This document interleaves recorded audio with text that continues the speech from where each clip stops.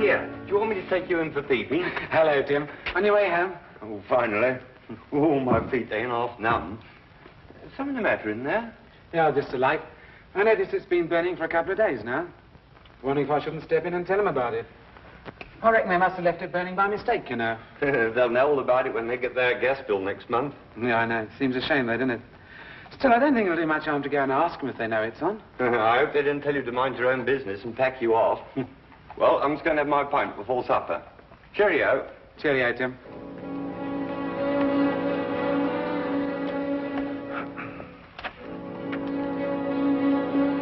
Afternoon, sir.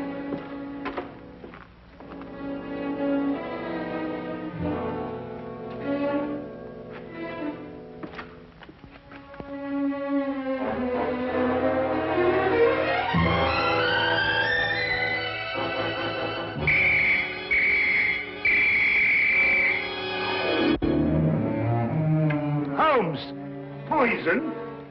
Yes, Watson. Egyptian, as a matter of fact. I'd read about it before, but I'd never worked with it. That's the key part! Oh, yes, so it is. I'm sorry about that, but there doesn't seem to be anything else empty at the moment. Is nothing immune in this place? Really, Holmes, there must be something else you could have used. Oh, nothing to worry about, Watson. It's perfectly soluble. I'll have the pot washed out and ready for use by the time you come back from Regent's Park.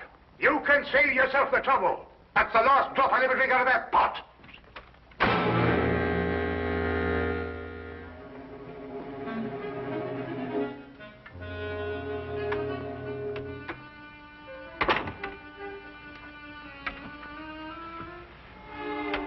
I say, Holmes, how in thunder did you know I was going to Regent's Park? Well, a simple deduction, my dear fellow. Take a look at your clothes. Oh, what's the matter with them? I might easily be going to the club in these. You're immaculate, except for those old shoes. Hmm? Oh, those. I've forgotten all about those. So I deduce that you're going to a place where you're likely to meet people, but also you're liable to scuff your shoes. The gravel paths of a public park seem to fit that perfectly. Hmm. But why Regent's particularly? We're lunching at 12:30, and since it's now nearly 11, I assume that your choice of parks is limited to the most convenient one, that being Regent's, of course. Simple deduction, really. I wonder who that can be this time of the morning. Would you care to deduce it, Watson? No, I think it'd be simpler if I just open the door. Would you be Mr. Sherlock Holmes? No, but won't you come in? It's Mr. Holmes I got to be finding. I am Sherlock Holmes, madam. Won't you be seated? I will that. Sure, I've lost a bit of my breath. Have you come far? Clean up from Chelsea, I have, sir. Well, that's a long way indeed. May I introduce my very good friend and colleague, Dr. Watson? Good morning to you. I will just... My name's Dugan, sir. Mary Dugan. No doubt you find it a bit odd having a stranger burst upon you in the height of the morning like this, but I've come from a house black with sorrow to ask your help. 'Tis the house I work in. Is there some difficulty in the house? Difficulty? Aye, and more. There's murder. Ah, murder, is it? Now, this is most interesting. Won't you go on, Mrs. Dugan? 'Tis the master of the place himself, Mr. Harringway, that's dead. Found by the bobby of our street. Filled with a dose of something with a great long name, the old man was. But surely if he was found by the police... The police? Sure, it's them that brings me here. For they've come and rode young Mr. Vernon off to jail for committing the crime. Mr. Vernon? Aye, a strapping lad who's soon to marry Mr. Harringway's stepdaughter, Janet. I gather that you're not in agreement with the police, Mrs. Dugan. Hush, well, that's the problem. That's what's been torturing me all through these black nights and making my life unbearable. For you see, Mr. Holmes, it was my testimony, and my testimony only, that's put Mr. Vernon in jail. It's because of what I told the police that he's sitting in the cell this very moment waiting for his time to go. And yet you believe that young Vernon is innocent. I'm certain the lad's innocent. Sure, I feel it in me bones. Yes, but I say, didn't you tell the police the truth? I told them the truth, sir, but somehow, unbeknownst to me, I must have lied. Perhaps you'd better start your story from the beginning, Mrs. Dugan. Aye. Well, it all happened last Friday afternoon. Late in the afternoon it was, for I was soon to be leaving the house, having the weekend off as I do. It would be about 5 o'clock when there was suddenly a great clatter upon the door.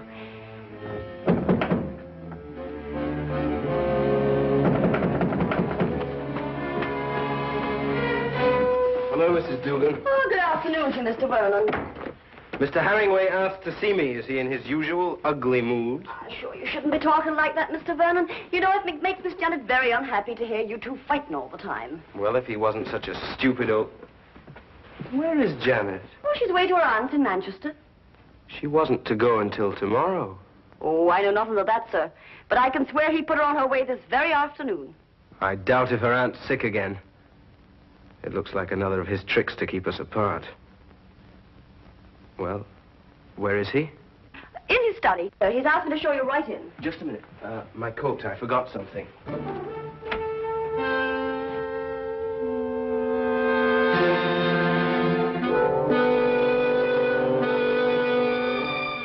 All right. Come in. Mr. Vernon, sir. Would that be all? No, Mrs. Dugan. I want you to remain. Remain, sir. Just sit over there and listen to every word that's said.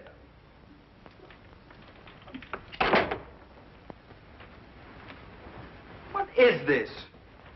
What have you got in your mind now? Young man, I have a very simple offer to make. And I want Mrs. Dugan here to be witness to it. Well, what kind of offer? I'll give you £1,000 to clear out of Janet's life. You must be out of your mind. On the contrary. Only a fool would refuse such beneficence. You disgust me. Your tastes don't interest me. I want only to rid you from Janet's life. Stay right here. I intend to finish. I happen to be in love with Janet. But I could hardly expect you to understand a thing like that. £1,000 is a lot of money. And for you, probably more than you'll ever have the rest of your life. Think of it. £1,000 just for clearing out. When I clear out, as you put it, I'm going to take Janet with me. I warn you, this is your only chance to gain anything. You must always win, mustn't you? Every little thing has to be your way. Even if it means destroying your daughter's happiness. I'm not interfering with her happiness. I only want to cleanse her life of a bit of trash.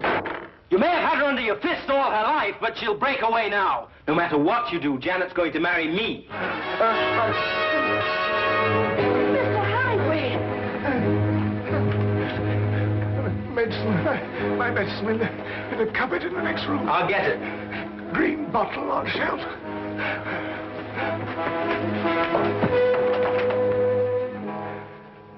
I never lose, Mrs. Dugan. I never lose. Oh, hurry, Mr. Vernon, please, hurry. Coming.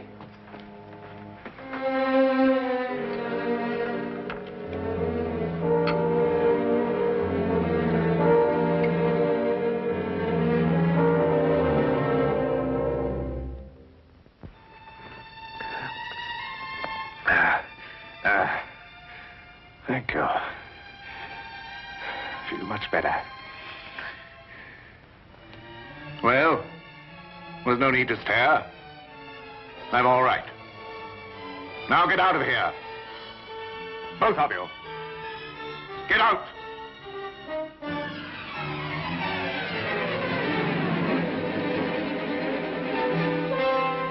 Get out.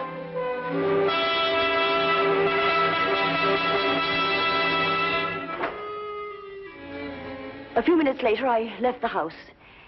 And that's the last I ever saw of Mr. Herringway. Alive. I see. And what did you tell the police when they questioned you?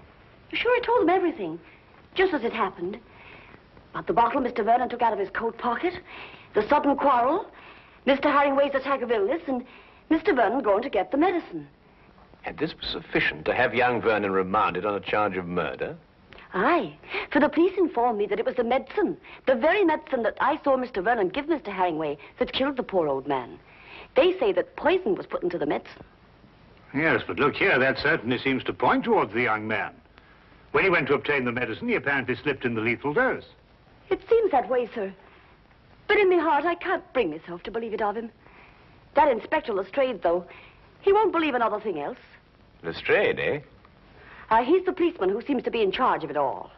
Indeed. Inspector Lestrade, you hear that, Watson? We must go round and see him. Well, if you think it'll help. Aye. And 1,000 blessings on the pair of you. I don't know what we can promise you, Mrs. Dugan. I shall have to have a word with Mr. Vernon before I can express an opinion on the case. However, we shall certainly go and see Inspector Lestrade at once. I'm sure I know it looks dark and all, but I must keep up hope. Well, I must be off. I don't like leaving Miss Janice alone for so long. Naturally, Mrs. Dugan. Well, we'll certainly do our best. Thank you, sir.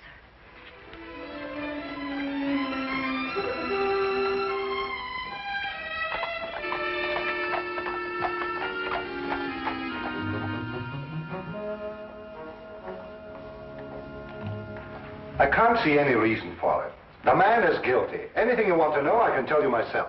Oh, come, Lestrade. I only want to ask the young man a few questions. It's time for my lunch. You needn't come. Now, look here, Holmes. There was a very large dose of strychnine in that medicine. The only person who could possibly have put it there was young Vernon. Or Mrs. Dugan? No, she didn't have any reason to. Besides, Vernon was a chemist. He had access to all sorts of poisons. Indeed, he was a chemist. You hear that, Watson? Young Vernon was a chemist. Hmm? Eh? Yes, indeed, Holmes. Yes, I thought you'd be interested to hear that. Well, I am indeed. It is most important, and I insist upon seeing the young man immediately. We have no time to lose, Lestrade. No time to lose. Oh, all right, all right, all right. I don't see what you can possibly gain from this. But if you insist, you can see for yourself. His whole attitude merely supports the evidence. Well, here we are. Inspector Lestrade. Yes, sir.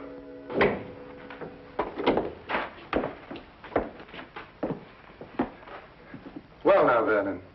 Well now, Inspector.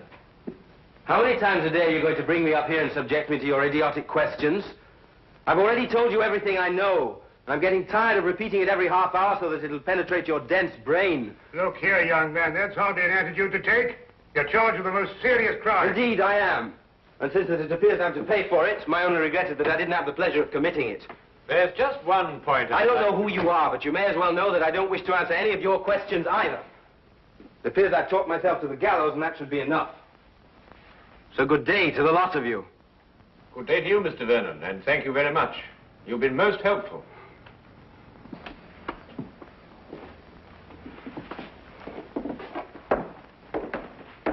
Pertinent young rogue. Oh, very interesting, Lestrade. Take the Baker Street, Holmes. Certainly not, Watson. We have a killer to catch. Killer? Yes.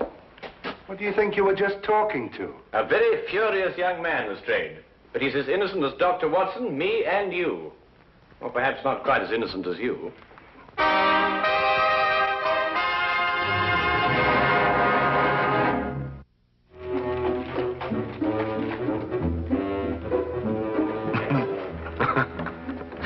What can you possibly find to be so amusing? Huh? Oh, I was thinking about Lestrade's face when that young scamp called him an idiot. Holmes, do you really believe that young man's innocent? Strychnine, Watson. Combined with the fact that young Vernon's a chemist. Tell me, how quickly does strychnine act? Oh, matter of minutes. Half an hour at the most. Exactly. He did not know that the house would be empty when he went to visit old Mr. Herringway. He fully expected that Mrs. Dugan and Janet would be there. Right enough. Mr. Dugan indicated that. All right. Now, would a man with a wide variety of poisons to choose from choose a quick-acting drug, which offered him no chance of an alibi? Or would he be more likely to choose something a little slower, which would allow him ample time to be miles away at the time of death? Yes, I follow your reasoning, Holmes, but surely you don't accept that as conclusive. Oh, I didn't, until I spoke to young Vernon. But, well, you didn't learn anything from him, did you? Ah, here's the mortuary. Shall we go and have a close look at the victim, Watson?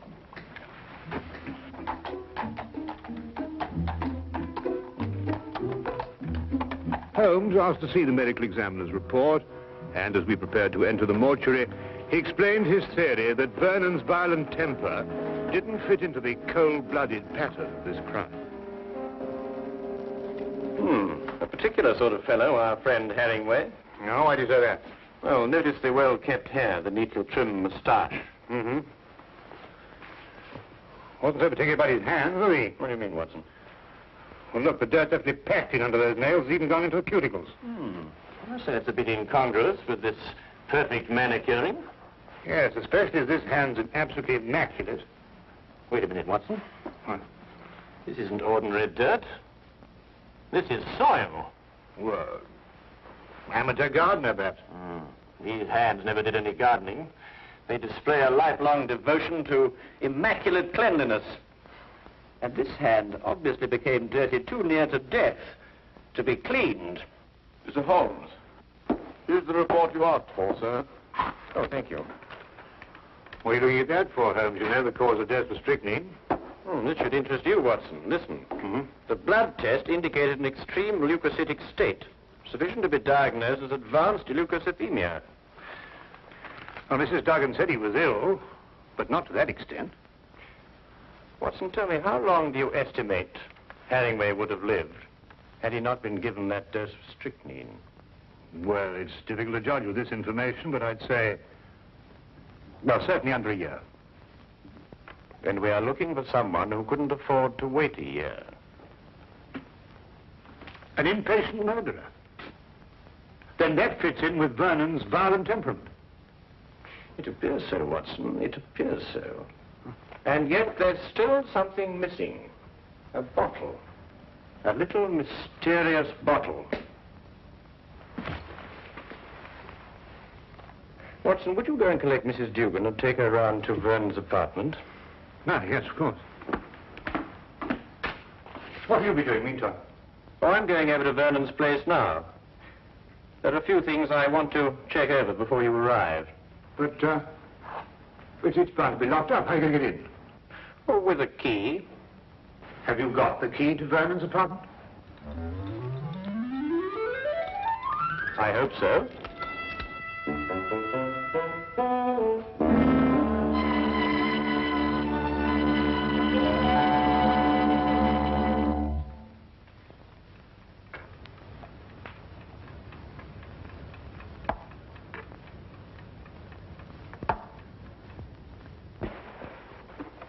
We came as quickly as we could. Thank you, Watson. Do you think it's proper bursting into a strange man's apartment like this? Well, it isn't proper in the least, Mrs. Dugan, but if we're going to help young Vernon, I'm afraid there's very little choice. What is it you want me to do? Do you believe, Mrs. Vernon, that you could identify the bottle that he took from his coat pocket on the day of the murder? Yes, I think I can. Good. Then would you mind examining these and take your choice, if any?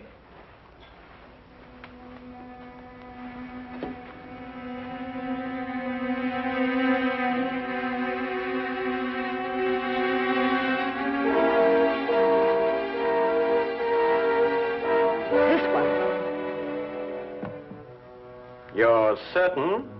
I am absolutely certain. Thank you, Mrs. Dugan. Thank you very much.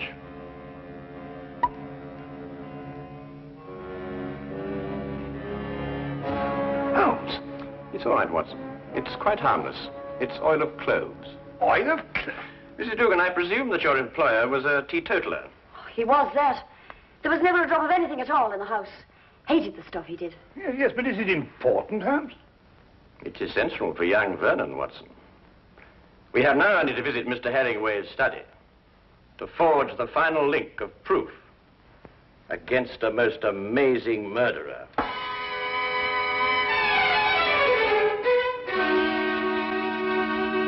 Really, Miss Herringway, I hope you realize that in this case I find myself in a particularly difficult position. But as a police officer, I have no alternative. I must follow the dictates of the law. But Tom didn't do it. He couldn't have done it. It just can't be. Precisely the opinion I expressed to you this morning, Lestrade. Holmes. On Miss Janet, this is Mr. Sherlock Holmes, and this here gentleman's Dr. Watson, his friend. It is because of me that they're here. You see, I went to them begging for the help. Help? It was your fiancé's arrest that prompted Mrs. Dugan, I believe. I see. Sit down, please. Well, really, Holmes, why do you persist in this? I've always had the greatest respect for your ability, but in this case, well, you astound me. Oh, now, come along, Lestrade. Well, it's true. Vernon had access to poison. He was here when it was taken. And above all, look at the motive.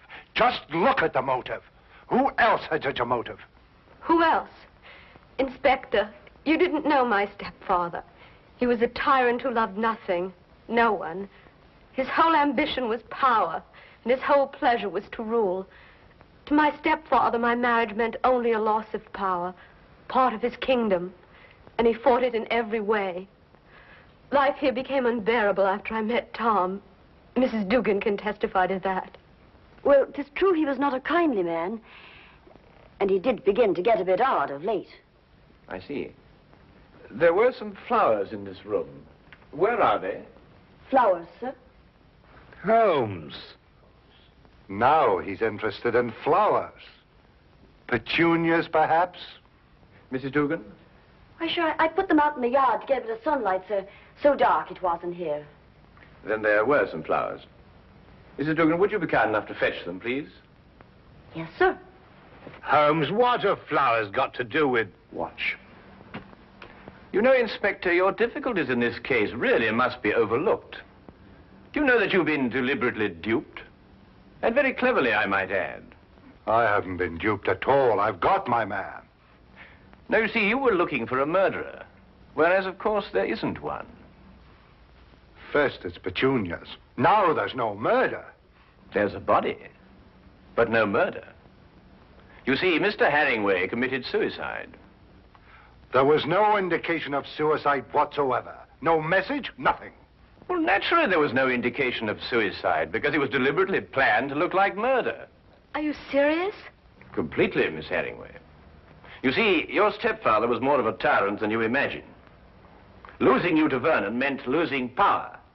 And so, first of all, he tried to bully him. Then he tried to bribe him. And when that failed, he tried to kill him. Mr. Harringway tried to kill Vernon? Yes, Watson. By committing suicide in such a way that Vernon would be blamed and executed for Harringway's death. The stage was set, the heart attack was feigned, and Vernon was sent to get the medicine. If Harringway took the poison himself, where did he hide the bottle? Of course, that's right. The poison acted too fast for him to dispose of the container. But he did dispose of the container, Watson. And if my theory is correct, it should be in one of the two flower pots that Mrs. Dugan is holding.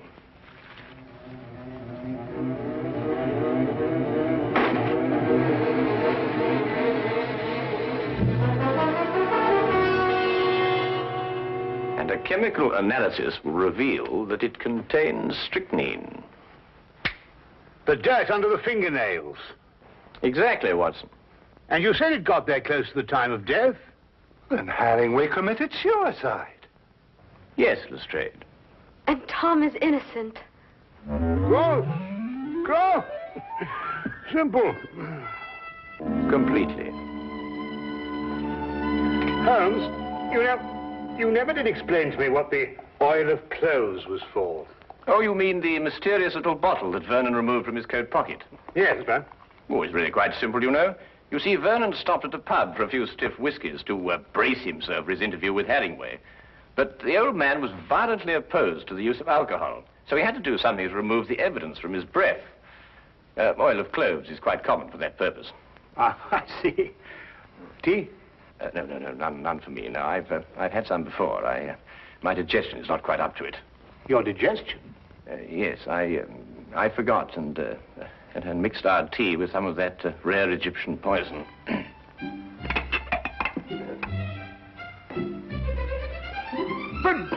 But confound it, man, the tea's ruined. Oh, fair enough, old man, but so's my poison.